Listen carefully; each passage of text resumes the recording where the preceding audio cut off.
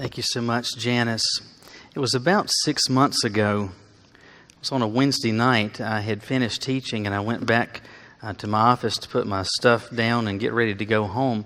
And as I got to my office door, there's a placard that's got my name on it. And instead of it saying Michael Owens, someone had taken a Post-it note and covered up where my name was, and it said Young Thug. Well, I saw that, and without even having to ask any questions, I knew exactly who was behind that it was Shep's second oldest, Anna, and that's just kind of something that I knew Anna would do, and so later I said something to her, but it was clearly just a joke, no harm, no foul. I took the sign off, didn't give any more thought to it. The next day, though, I'm talking to Nancy, and she said that the Korean pastor had a conversation with her, and he was kind of puzzled. And she said, he asked me if Gate City had gotten a new pastor. And she said, no, why? He said, well, there was a different name on the door. Which I thought was hysterical, because if you take Young Thug and say it or pronounce it with a Korean accent, Young Thug,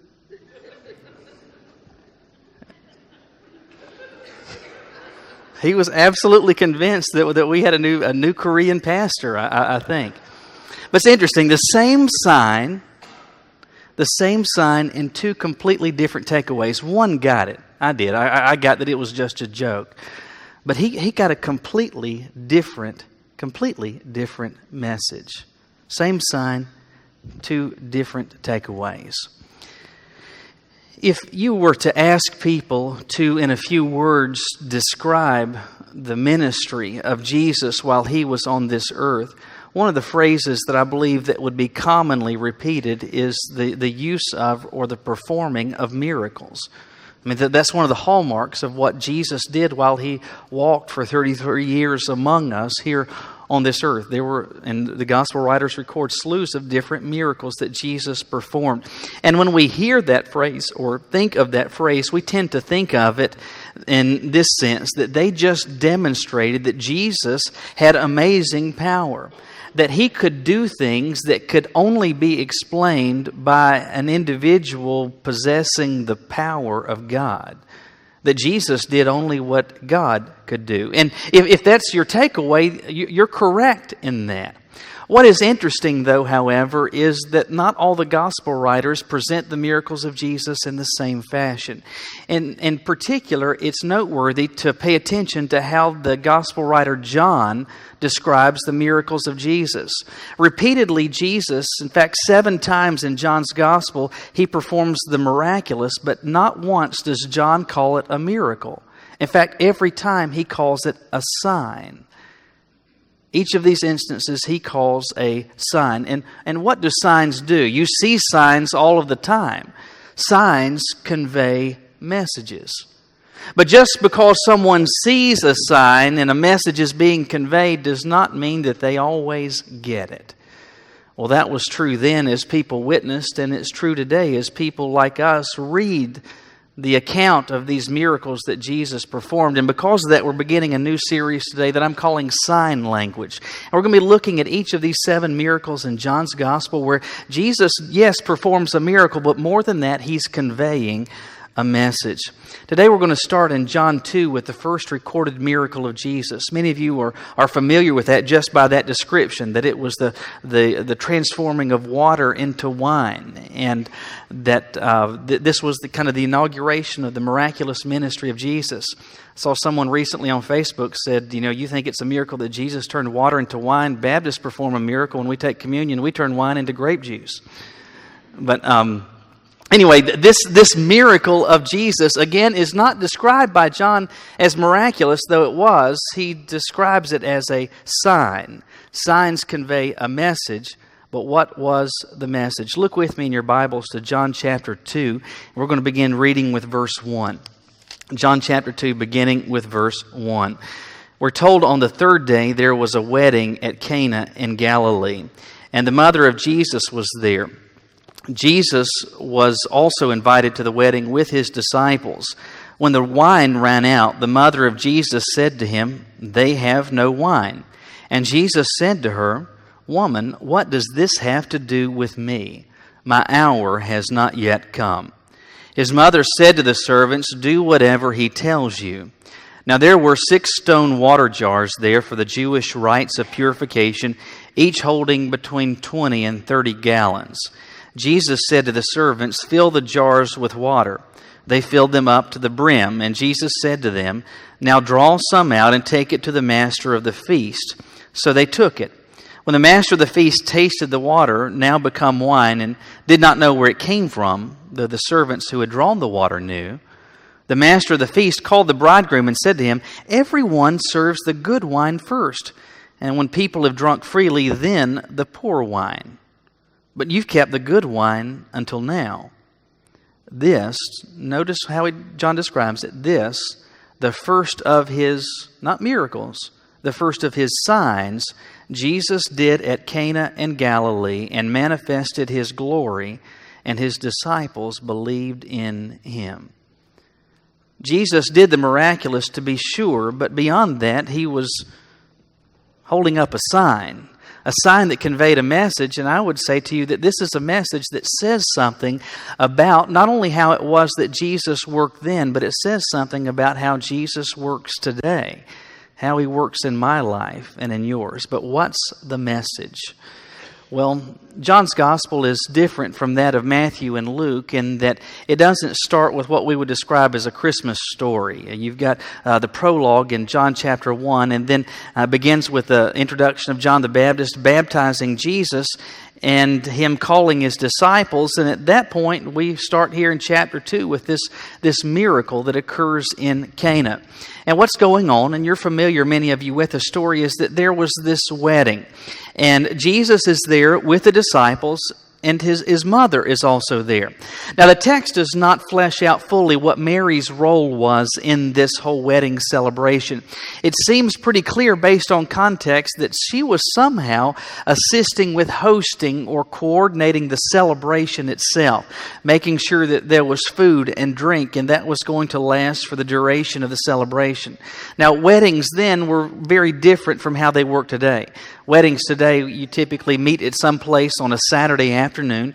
You've got a ceremony that lasts between 15 and 30 minutes. Afterwards, there's a reception that may last for an hour or two, and then people go home. Weddings in the first century lasted far longer than a Saturday afternoon. They would last sometimes for more than a week. So there's this commitment, exchange of covenant vows, but beyond that, there's this celebration, this feast that goes on day after day after day. And as this celebration has begun, they started with what they thought would have been plenty to get through the celebration. Plenty of food, plenty of wine. But as the celebration continues, either they underestimated how many would be there or underestimated how thirsty people would be. And Mary discovers, well, we got a problem. We got a problem. We're essentially now out of wine, and she does the right thing when she's got a problem. She goes to Jesus. And this is a passage, again, that you're probably familiar with, and in your familiarity, you've probably had a bit of a problem with what you've read. For example, she goes to him and she says, "Jesus," this is the end of verse 3, "they have no wine."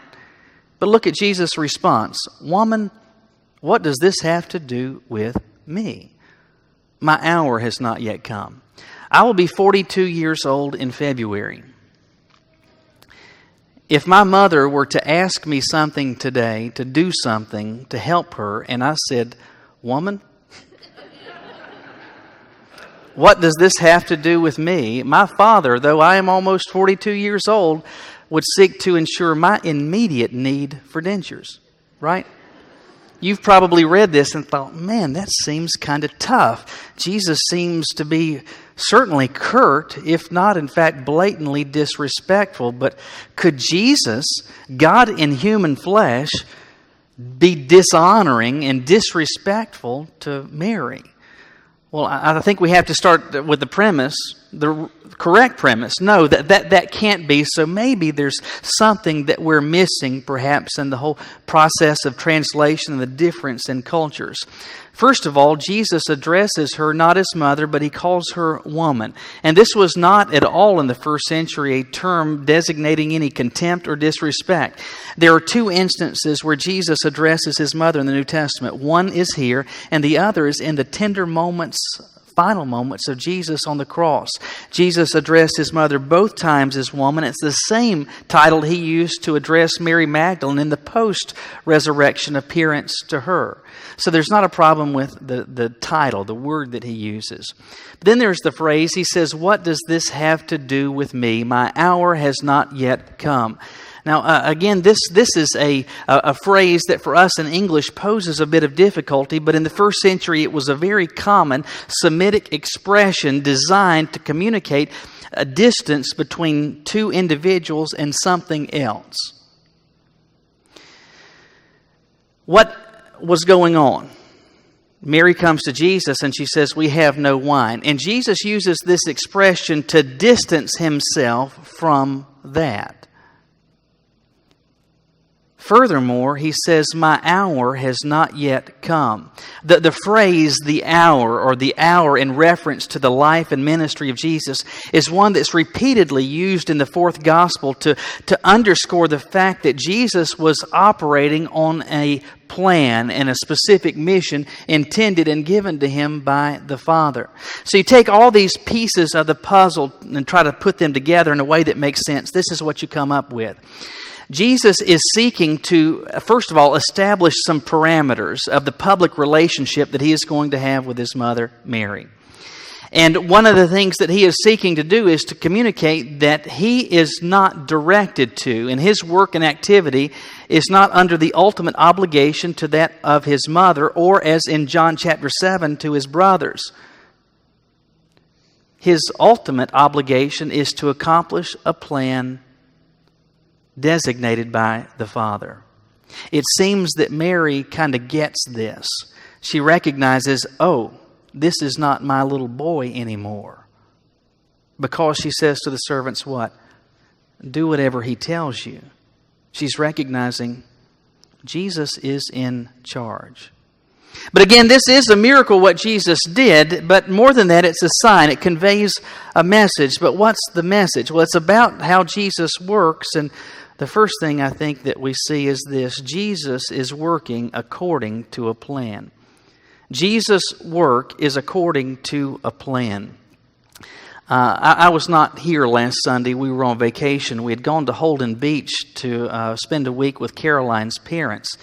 And the intention was that we would come back on Saturday to get up yesterday morning and then come back.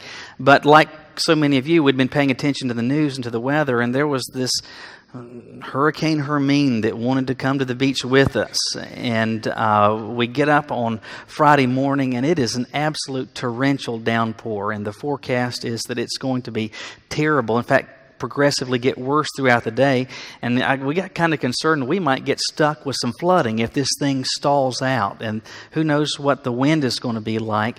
And so we all decided, hey, we're going to go ahead and pack up and head back home. So we're helping each other, everybody get their stuff packed, and begin to carry some things downstairs. And Caroline's dad, Don, is helping me get some of our stuff down to the van.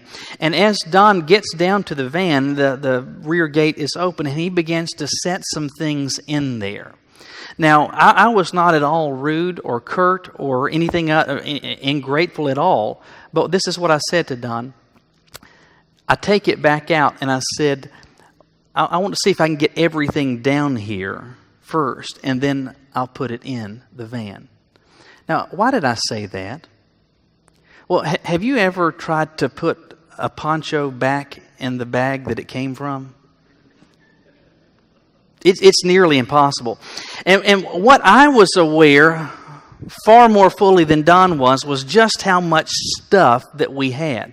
I mean, we've got to get a family of 7 down to the beach for a week. It takes a lot of stuff. And if you just start putting that stuff in there any old way at any old time, it just won't fit. I knew what he didn't, And because I knew what he did not, I had a plan of how we could actually get it all in there. I was working according to a plan. What Jesus is seeking to communicate to Mary, and by virtue of that to everyone who would read this account since that day, is yes, in performing a miracle, he's demonstrating his power, but beyond that, he's communicating a message about how he works, and that is that he works according to a plan. And as Jesus is at work in your life, that's something that you've got to keep in the forefront of your mind. That, first of all, he knows what you do not. I mean, he knows everything. You and I know so very little. And oftentimes what we'll do is to call out to him in our time of need and get frustrated and even angry that he is not doing what we want or responding in a timely enough fashion. Just keep in mind, he knows what you do not. He's working according to a plan. And what's the plan? If you flip back to verse 18 of chapter 1, you see it at the end of that verse. It says of Jesus, no one has ever seen God, the only God who is at the Father's side. He has made him known. What's the plan? To make the Father known. And to accomplish that, again, he knows what you do not. And sometimes you're going to be tempted to get frustrated, angry, and even get a faith that gets cracks and begins to crumble because you're like, wait a minute.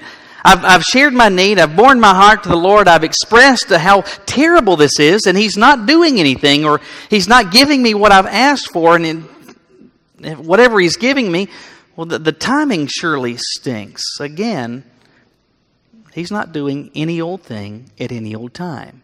He's got a plan that he is unfolding. And as he worked then, so too as he works today, it's according to a plan.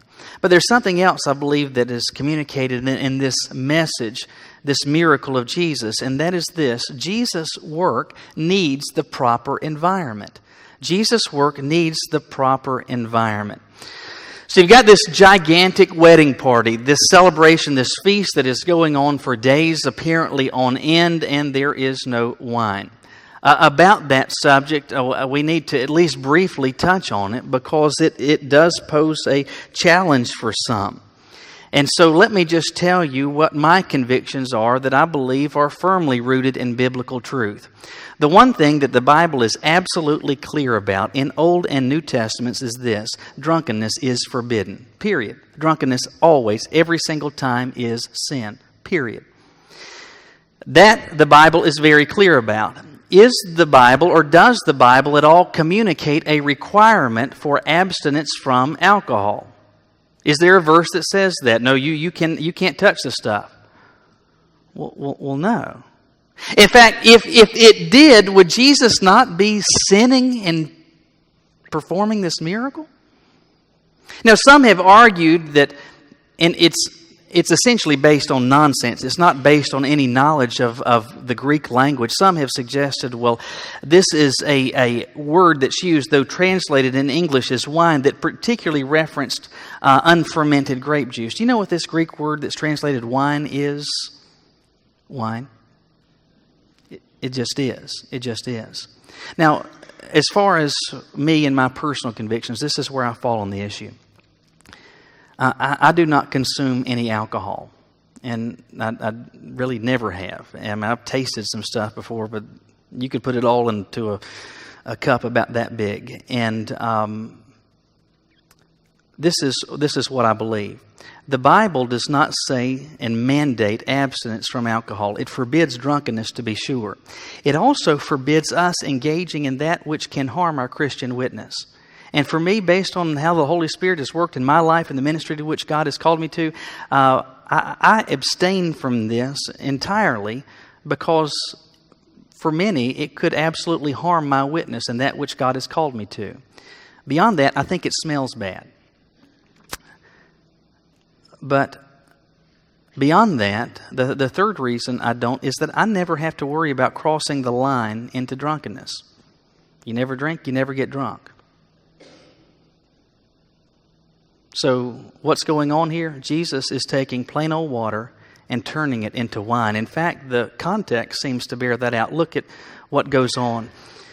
Mary has gone to Jesus, has communicated the need, says, hey, there is no wine. And so she tells the servants, do whatever he tells you. Verse 6, there were 6 stone water pots that were there, jars that would hold between 20 and 30 gallons. Jesus instructs the servants to fill the pots, the containers with water. And so once they have done this, they take it to the master of the feast, who tastes it. And his response is this. He's puzzled. He says, normally when we have occasions like this, they bring the good stuff out first. And then once people have drunken a bit, they've consumed a little bit of alcohol, their senses are at least slightly dulled, so that they don't necessarily notice when we bring out the cheap stuff later. Well, what is one of the greatest effects on a wine's value? Well, it's vintage, it's age. The master is saying to the servants there, this is good vintage, it's old. Well, this can't just be grape juice. Again, this is wine. But again, back to the story, Jesus has told the servants, hey, take these water pots, fill them with water, so each of them holding between 20 and 30 gallons. And they fill them to the brim, as Jesus says. They take it to the master of the feast. He draws some off in verse 8. And at some point, we don't know exactly when it was. Maybe it was as the water was going into the pots. Maybe it was as they were carrying it to the master of the feast. Maybe it was as he drew some off. But at some point in this process, this water has miraculously been transformed into premium vintage wine. But that poses us a question, prompts for us a question. How did this miracle wind up taking place? How was it that Jesus was able to accomplish his work? It's pretty simple. He told the servants to do something, and they did it. Jesus' work is accomplished when he told people to do something and they did that. What do we call that? Well, we call that obedience. That says something, that communicates to us a message about how it is that Jesus works. And that is this: his activity in my life, in yours, in the life of this church, in the life of this community, in the life of this world, needs a proper environment, and that environment is obedience. Some of you may say, you know what, I honestly can't think of the last time that something occurred in my life, in the life of my family, in the life of my total being, where I could say, I really felt like God was doing something, that he was at work. If that's you, let me follow that observation up with a question. Is your life characterized by obedience to him? I'm willing to bet if you haven't seen God do anything, he hasn't seen you obeying him. God's work, his activity, needs a proper environment, and that environment is doing what he says.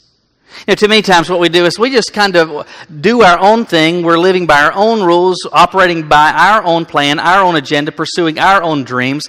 Our back gets against the wall, and we call, hey, Jesus, need some help here. And we're saying, in essence, hey, I haven't wanted you to do anything else in my life, but right now I need you. And as soon as you help me, I'm going to continue doing what it was that I was doing before, but right now I need you to do something. Why in the world would he do that?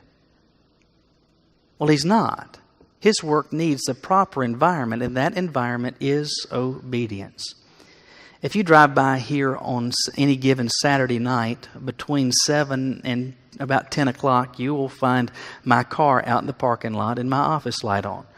Every Saturday night for about 3 hours, I'm over here, and what I'm doing is getting the sermon back in my head so that I'm not standing up here reading to you a manuscript. And there are some people that have been aware of that and have said to me this: well, why don't you just do that at home? Others have said to me, I bet you get your best study time, or when you're able to concentrate, is at home, away from the distractions of the office. And both of those questions, do you know what my response is? Have you seen my family? We've got 5 children between the ages of 8 months and 10 years old, and something is always going on. Somebody is touching somebody. Somebody is arguing with somebody. Somebody is needing something. Someone is crawling around eating dog food. Somebody is always doing something. No, my office will do just fine. In fact, I would say to you, I need a place like that. I need that type of environment where it can be quiet, without distraction, so that I can actually think. For me to do my work, I've got to have a proper environment. That's true for each of you. That's true for all of us. But it's also true of Jesus. His work needs the proper environment, and that environment is obedience, flatly, plainly doing what He has said. But the text continues. In verse 11, this miraculous deed has been completed.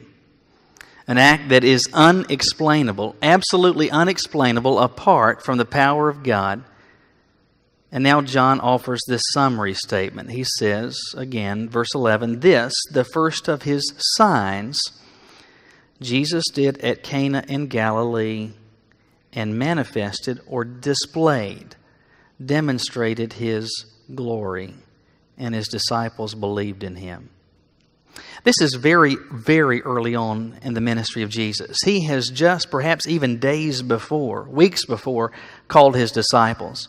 And honestly, I think we've got to applaud these guys for saying, okay. I mean, Jesus, He's absolutely new and fresh on the scene, and He offers and extends this invitation, hey, drop all your stuff, leave your job, leave your family, leave your friends, leave your home, and just follow me as I go throughout Galilee. Now, it was clear that they had recognized that as Jesus speaks, He does so seemingly with at least a real measure of authority, seems to really at least speak with a sense of power, but still this is very early on, and they're still kind of scratching their heads trying to figure out Jesus. They need to know that He is not merely just a nice guy, an amazing teacher, a kind man. They need to know this is one sent from God who actually is God. Now, this miracle did that, but not only did it do that, it communicated a message, which leads us to a final application, which is Jesus' work has a particular goal. Jesus' work has a particular goal. Well, what is the goal? You see it at the end of verse 11, or in the middle of verse 11. Look at it. This, the first of His signs, Jesus did at Cana in Galilee, and did what? Manifested or displayed His glory. Now, we've talked about this before. I've discussed it in Bible studies, mentioned it before in messages. And this is the Michael definition of glory. Because a lot of times we sing songs that talk about the glory of God, or read passages that talk about the demonstration, the manifestation of the glory of God. And though we're familiar with the term, a lot of times, sometimes in the cogs and the wheels and the gears of our minds, the meaning has gotten lost or obscured, and we have a sense of it but don't really know what it is. So here's the plain, simple Michael definition that I think fits really well. The glory of God is this: everything about Him that makes Him greater than anyone and anything. What is the glory of God? It is any and everything about Him that demonstrates He is greater than anyone and anything. Put that back in the text. This, the first of His signs, Jesus did. Why? To demonstrate His glory. To manifest His glory. To communicate He is greater than anyone and anything. Jesus' work here had a particular goal: to demonstrate His glory, that He's greater than anyone and anything. In fact, the past 2,000 years, that same goal has motivated everything that Jesus has done. What He is doing in your life today, what He may do this year, what He may do in someone else's life until His return. It always has been, it is, and it always will be this way, that Jesus' work is motivated by a particular goal, which again is to manifest His glory, to communicate that He is greater than anyone and anything. Now you can hear that and say, well, that certainly sounds like a colossal ego trip. I mean, he does these things that seem to be so good, that seem to be so nice, that seem to be so wonderful, so that he can show that he's so great. Isn't it? That'd be like me walking around with my shirt off.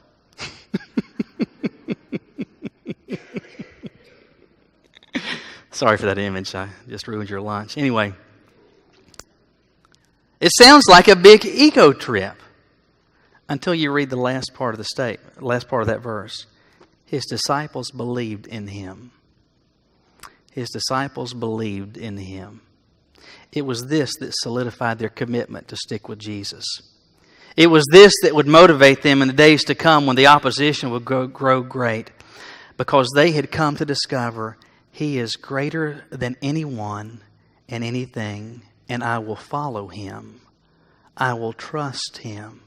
Because he is greater than anyone and anything, as the hymn writer Isaac Watts puts it, this demands my soul, my life, my all. It's not an ego trip. It's not so that he can fan the flames of his out-of-control self-esteem,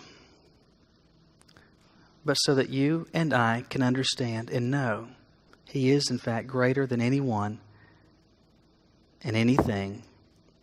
And because of that, I can believe in him. I can trust him. I can follow him. It was a miracle, to be sure. But more than that, it was a sign. It was a sign conveying a message.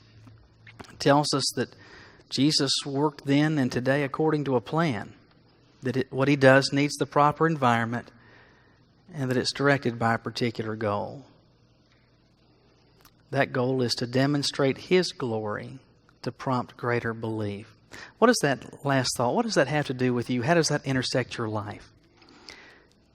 Odds are, if you have known the Lord for any length of time, you have probably had an experience like this. You get to some point or some circumstance of real need. The grief is great, the sorrow is real, the pain is enormous.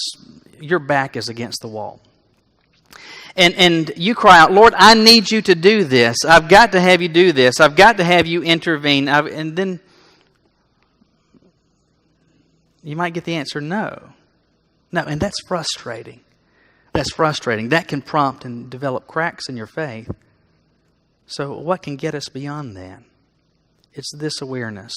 Whatever he does, he is going to do to demonstrate how great he is compared to anyone and anything, so that I and others might believe. So that means that my desires and my requests, if I want to see him work in those, I've got to get them aligned and get them to cross his goal. That I've got to start asking things and making petitions to him that have as their ultimate goal not making me more comfortable, not making me more happy, not generating more opportunities, not creating more money, but further demonstrating his glory so that I might further believe and that others might come to know him. That's how he worked then. That's how he works today. That's how he worked in their life. That's how he's going to work in yours. Will you pray with me? Father, we're grateful that you've given to us this account, because it really does pull the curtain back and shed some light on how it is that you work and what your activity is like, and not simply in the world, but in our lives. There are some who are here today, and they may be here and they've come into this place. Maybe though there's a smile on their face, there's some weights burdening them in their heart. It could be for a variety of reasons. Some because of relationships. Others because of fear about the future, their personal finances, the job prospects. Others are beset with addictions, mired by something that Satan has snared them with, and that they really need you to work. Maybe thus far they've been asking and haven't seen it. Lord, for some today, what they need to do is to get themselves and their life to a point where it's marked by obedience, where their life can be an environment that's hospitable to your working. For others, Lord, it's that they need to get some adjustment to their prayers so that they're not focused on me and my comfort, but you and your glory. Lord, I don't pretend to know it all, how you can speak and how you can take this and to cause it to intersect where each of us are in our life and in our walk with you. But I believe that you, through your Spirit, can, and you have. Lord, there are individuals you're prompting to make decisions today. Individuals, some that may need to just want and desire and need to come and kneel at this altar and say, Lord, some things have got to change. I need your help. I need to give you this burden.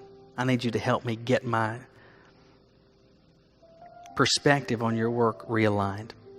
Lord, for others, this is the day that you've been prompting them to make for some time, to actually become a part of the Gate City family. For others, Lord, it's a time for them to figure out,